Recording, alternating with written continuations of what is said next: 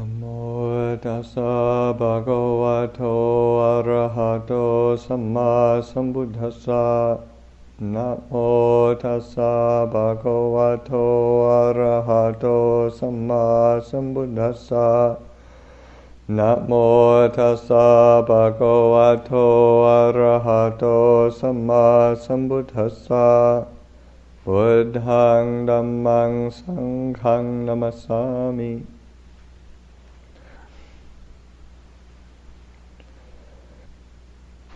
So these last few weeks I've been talking about mindfulness of breathing, and it really forms the backbone of our practice, and is can be applied in so many ways. I think one of the things that is important is the whole developing of mindfulness, the using of mindfulness in its different forms, and taking one takes the breathing as the anchor, as the focal point, and learning how to develop, sustain, cultivate the quality of attention on the breath as it comes in, as it goes out. Can be sometimes people are. I hear people say sometimes that it's hard to use the breath as the focus of attention because it doesn't really interest, or it's boring. And there's a story in the Zen tradition of just something similar, where the student is talking with the Zen master and just not having much success in my meditation because I just find the breath really boring. Zen master grabs the student, sort of pulls him over to a pond and grabs him by the scruff of the neck and pushes his head into the water, holds it down there for quite a long time. There's just struggling away, and yanks him up again after a while. How was that? Did you find the breath boring? Are you really interested in the breath? With a certain motivation. So that a lot of it is putting it in its context of why are we watching the breath? Why are we cultivating the breath as an object? What importance do we place on it? So that establishing of a sense of this is really important. And Ajahn Chah used to say that with that cultivation of mindfulness, say that a moment of a lack of mindfulness is a moment of derangement, sort of. Several moments is several moments of derangement. However long we're unmindful, sort of that's how long we're kind of deranged and sort of mentally disturbed. So that cultivation of mindfulness, bringing mindfulness to the breath, learning how to develop that, learning how to sustain that. Because this is where we find our clarity, our point of balance, our point of the opportunity for wisdom to arise. Because it's that moment-to-moment developing of awareness on the breath, or the development of mindfulness in whatever way, shape, or form, but particularly breathing as a very sort of clear exercise. That this is where we start to develop a sense of calmness, a focused attention that is very stable and concentrated, and then an ability to contemplate and learn how to use discernment, wisdom, so that we can really penetrate into what is it that holds us in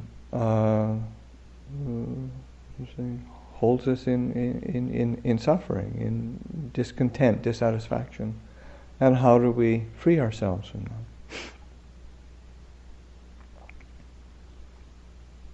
So that is developing a mindfulness of breathing. It's probably helpful to consider some of the aspects of mindfulness. One particular meditation, it's really necessary to recognize the place or the value or the how crucial it is for there to be mindfulness at all stages.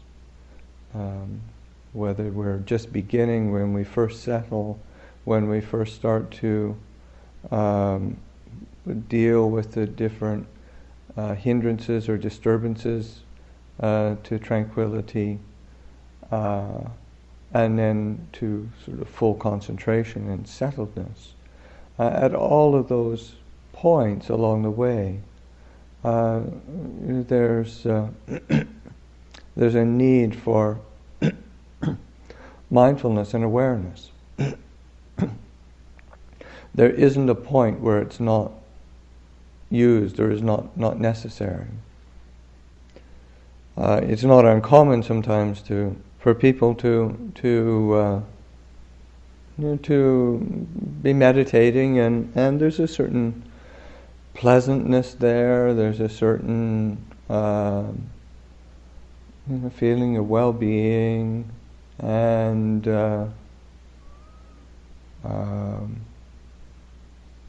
and there's a certain quality of knowing there.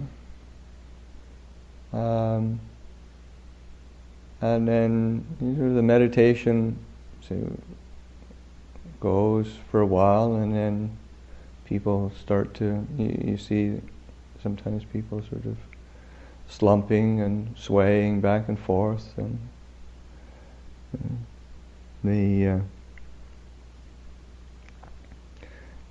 and then the bell goes, and somebody talking to them later said, "Wow, I had a great meditation." That's so peaceful. Just time went by like a flash, and just hardly didn't have a thought in the mind. It was great, but that's not really, not really what the meditation is for.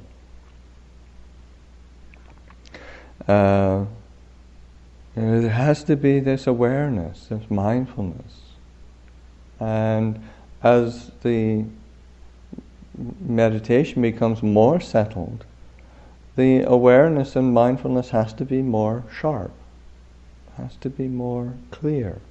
And it's not I say that sharpness and clarity doesn't manifest itself in maybe thinking so much. It might be very, very settled, but it's knowledgeable of the state of clarity itself.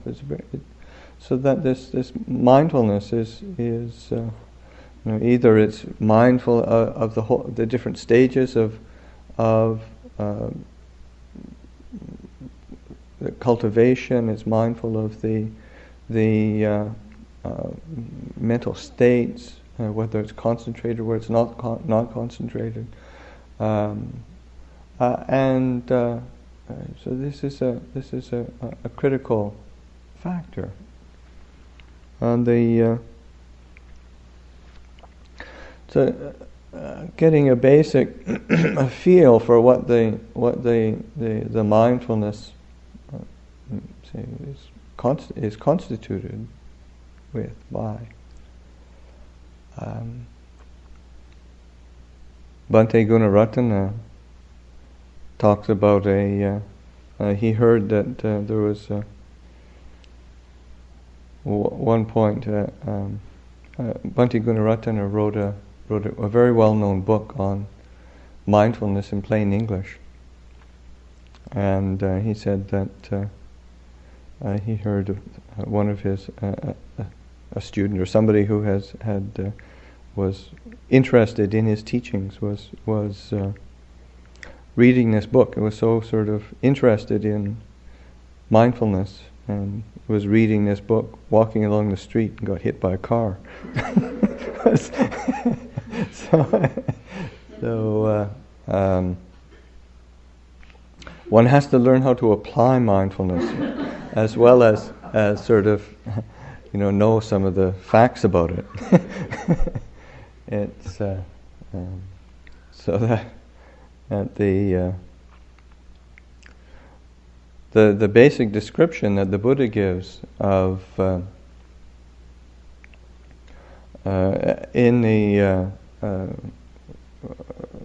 when he describes the mindfulness, there's sort of four constituents: ardent, fully aware, mindful, and having put away longing and displeasure for the world. These are characteristics of the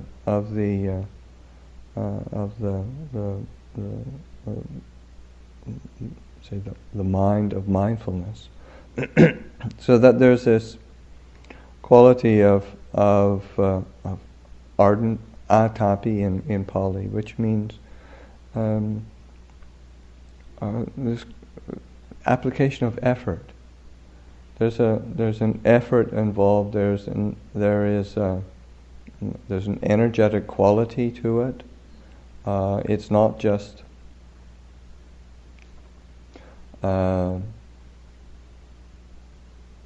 of slack and flaccid. There's an energy to it. An ardent is the word that's usually translated in English, and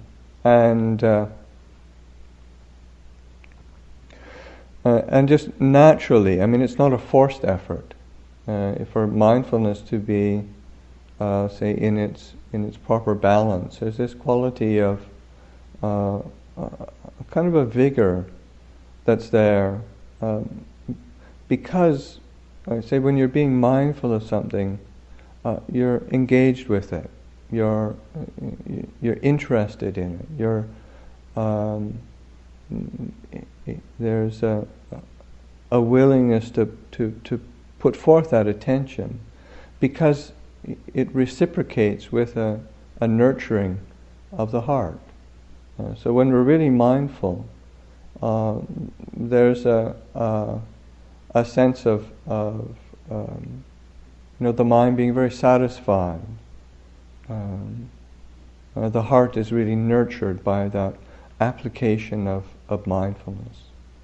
It's not a burden or a chore to be mindful. it's what really nourishes us as human beings, really.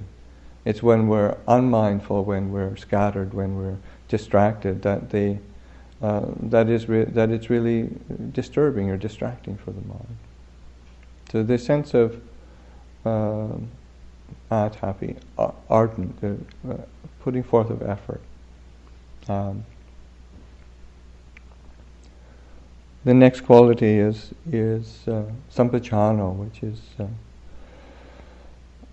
usually translated as fully aware or clearly comprehending, fully understanding. And in the commentaries, the Sampajañña is said to have the characteristic of non-confusion, and its function is to investigate, and it manifests as scrutiny, so that there's this investigate, and sometimes it's used synonymously with wisdom. So that this application of wisdom, and mindfulness is not a static quality of just being mindful of a fixed thing or fixed attention. There's a dynamic quality that is investigating, is scrutinizing, is weighing the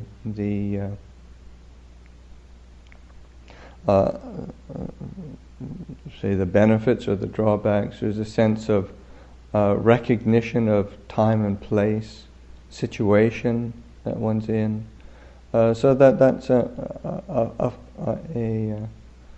this characteristic of non-confusion, function of investigation, manifesting as scrutiny.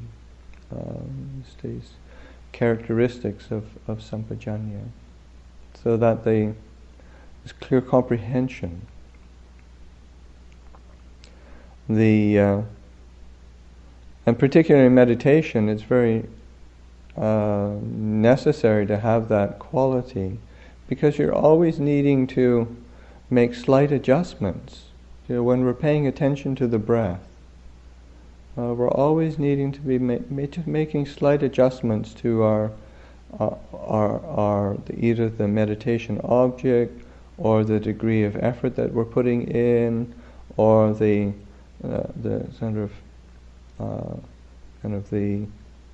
balancing of our investigation as opposed to the degree of calmness, so that there's this sense of the mind. You're always needing to make slight adjustments in order to find a point of balance, and this is the part of the function of mindfulness, but particularly in its aspect of Sampajañña, or clear comprehension. The quality of the third quality, sati, is usually what is translated as mindfulness. Again, the commentaries say the characteristic, mindfulness has the characteristic of remembering. And its function is not forgetting, and it manifests as guarding. So that there's this function of the way that mindfulness is working is a sense of remembering what we're actually doing, remembering to be attentive to the breath, remembering to be attentive to the posture, remembering what mental state is useful and beneficial for working with, bringing up positive, wholesome qualities in the mind.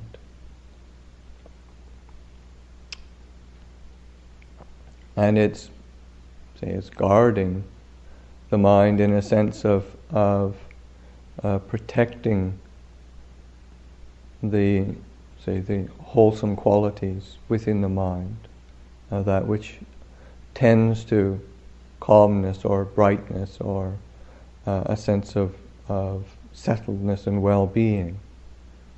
These are qualities that say the meditation is general application of mindfulness, and particularly in meditation it's important to be attending to what is useful, what's beneficial, what's helping the mind settle and become clear. And it's like training the mind. You realize that there's some things that we shouldn't just let the mind wander off and be getting caught up in. It's too disturbing. There's lots of ill will and aversion, anger. It's really the mind gets absorbed into it, or desire, attachment. If we just let the mind merrily go on in those streams of thought, then it disturbs the well-being, the wholesomeness of the mind. It's calm, it's peace. In the same way that one, say with a small child or a baby, you look over it, you keep an eye on it, and if you provide set out some toys and things to play with so that it gets interested in it, and goes over and picks up a pair of scissors. You don't just let them play with a pair of scissors. You take the scissors away and you hide them. So in the same way, in meditation, you want to be protecting, guarding the mind from its picking up objects that are not helpful for it, or dangerous to it. And so that there's, especially in the mindfulness of breathing, there's many, many ways that we can be using the mindfulness of breathing. It's awareness of and the Buddha gives this whole scope. I've spent the past 3 weeks really talking about all the different ways of using mindfulness of breathing, and using aspects of the body, feelings, mind, dhammas as the foundations for applying attention. And there's lots of wholesome, skillful things, ways that we can be directing attention. But there's also, there's so many unskillful things that we can be doing. We have to be attentive and guarding the mind. In the same way that you might have a whole medicine cabinet full of medicines, and you have to know what today I've got a headache, but you don't go in and just randomly take out some medicine from the medicine chest and say, well, it's medicine, so I'll take it. You have to read the label and say, oh yeah, right. Oh, this is actually something for a headache, as opposed to medicine for something else. So in the same way with the different tools, techniques, and ways of applying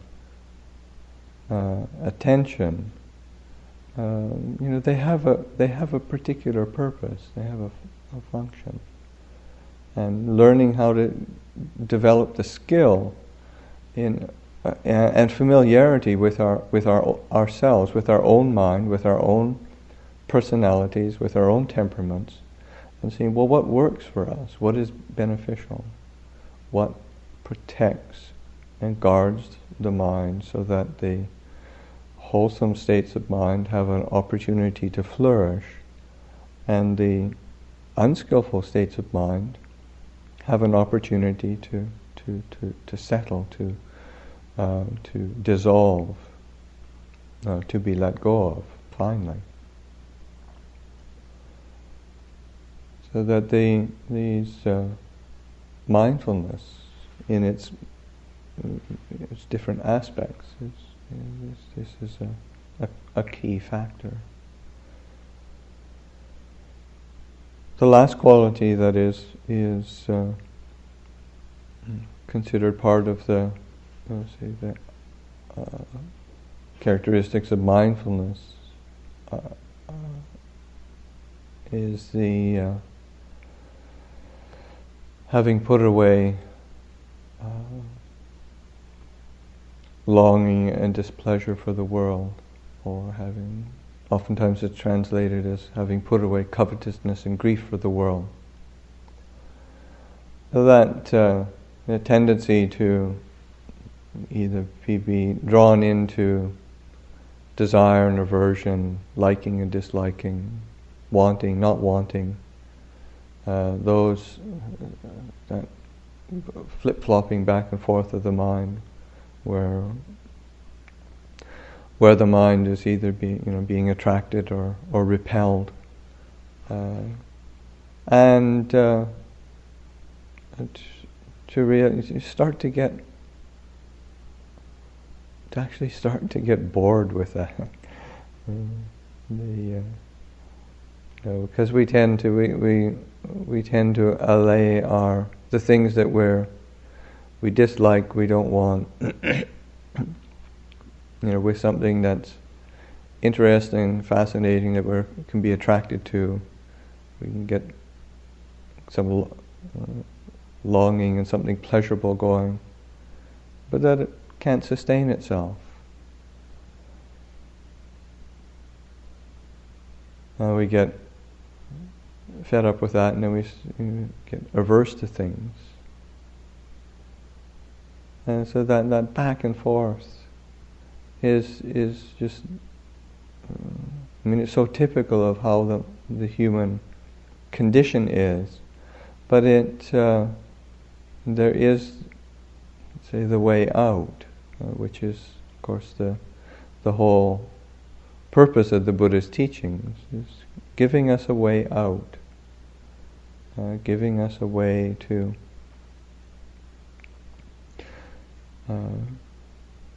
direct attention to that which is truly peaceful, is settled. So that this learning to apply and develop mindfulness, so that we're able to, in meditation, to settle the mind, and also to carry it into our daily life in different ways. So that sense of ardent, fully aware, mindful, having put away longing and displeasure for the world. So when we are cultivating mindfulness, and in particular with mindfulness of breathing, to bring attention to the quality of the awareness that we're using, we're relying on. Learning how to brighten the mind with this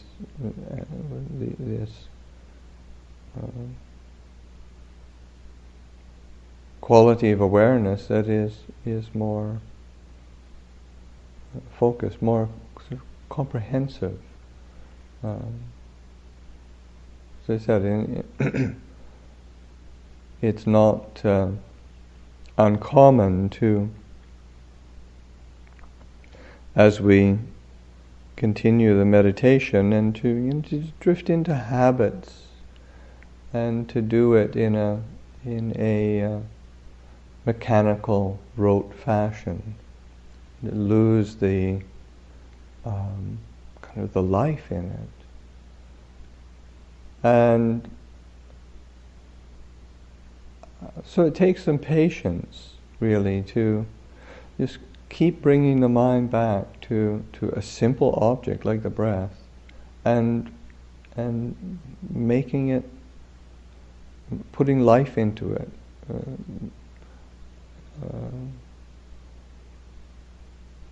bringing up that quality of interest and attention.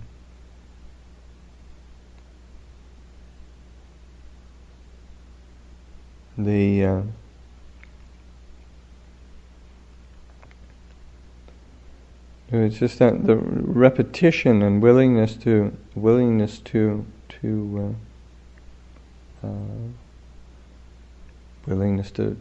say to fail at it, or to maybe think that one's not making any great progress, but just to keep doing it and keep coming back and doing it.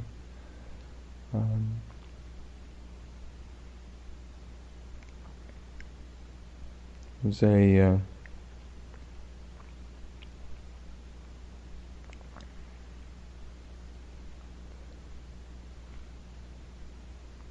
a woman in England holds the Guinness Book of Records for doing a driving test, getting on her 39th attempt at getting her driver's test. She ran a red light and crashed the car, and she still went back, and next year she went back for a driver's test again, and she finally passed. It was her 40th time. There's something really good about that. That's to be really willing to okay, I'm going to get it next time, and just with the meditation to have that same sense, because sometimes the meditations go fine, sometimes they're a total washout. But it's just being willing to, just having the patience to come back and start over again, and to keep trying to bring forth those balancing qualities of mindfulness, clear comprehension, effort, right attitude, right application.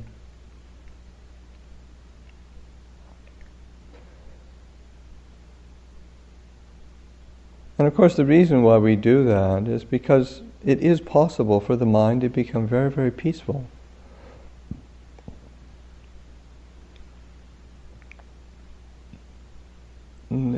That's the capacity of the mind to be very peaceful, very still, very clear, and to really understand this human condition, this curious predicament we're in, and to be free.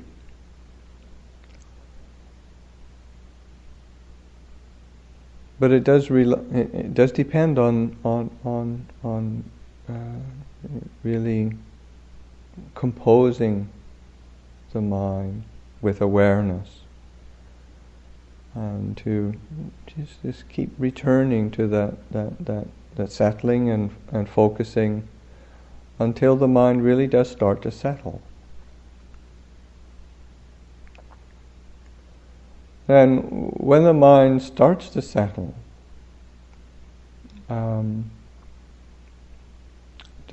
starting to have confidence in the peaceful mind, in the mind of awareness. Sometimes we're like when we're using the breath as the object, and as the breath starts to as the mind starts to settle, the breath starts to become a bit more fine and a bit more subtle. And sometimes we don't have the confidence in ourselves or in the mindfulness, and then we say, "Oh, my mind is wandering." So then we try to make the breath more clear.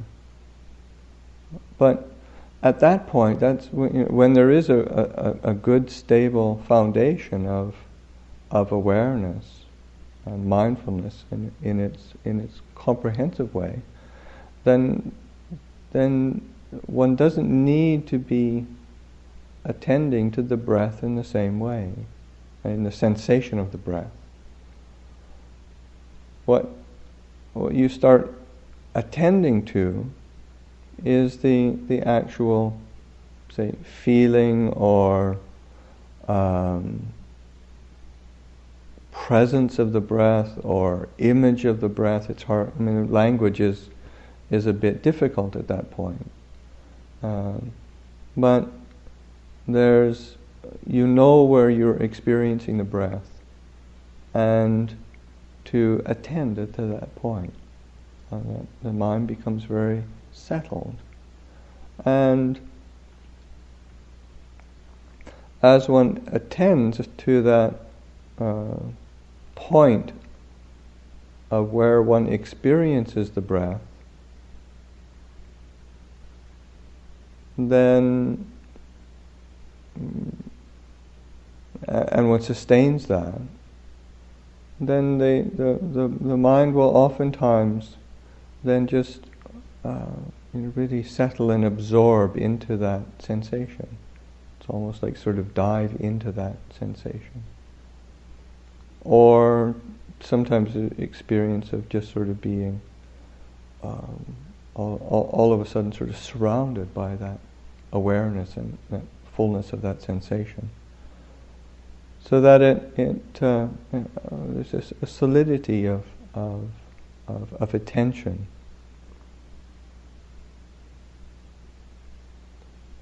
And that's when we can start to really pay attention to the knower itself, the mind itself.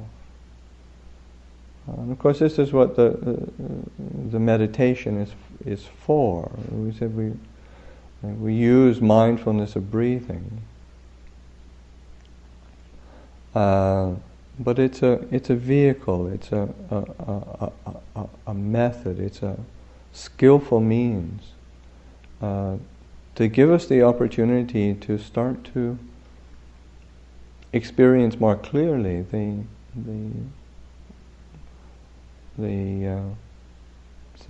mind itself, the knower, and the awareness turns back on itself, starts to see itself more clearly, and it's at that point where we can really start to kind of disentangle the kind of delusion and confusion that such a ubiquitous experience in the human condition. really starting to experience things from a place of clarity and discernment. And of course that's where we are able to start attending to letting go and relinquishing, dropping attachments, because you start seeing clearly that we create pain for ourselves, we create confusion for ourselves.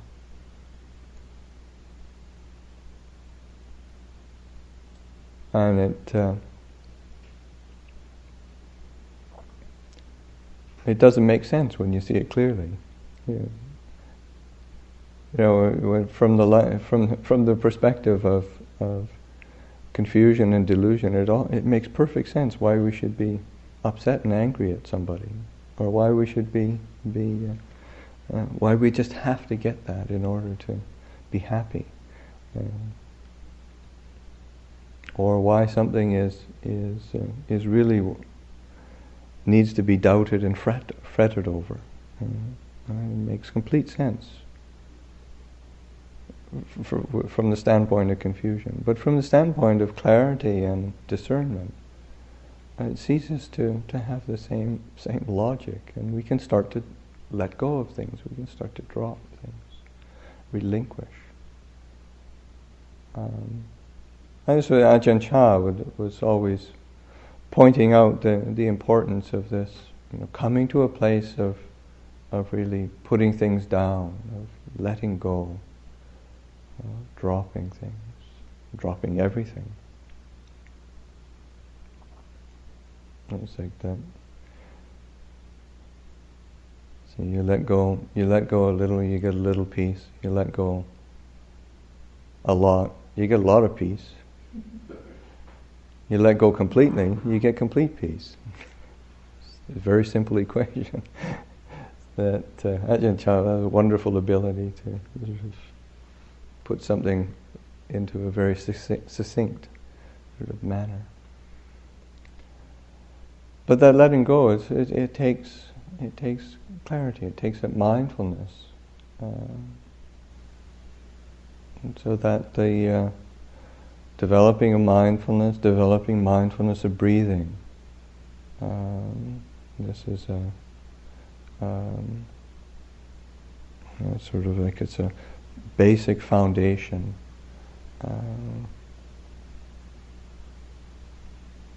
of our spiritual practice.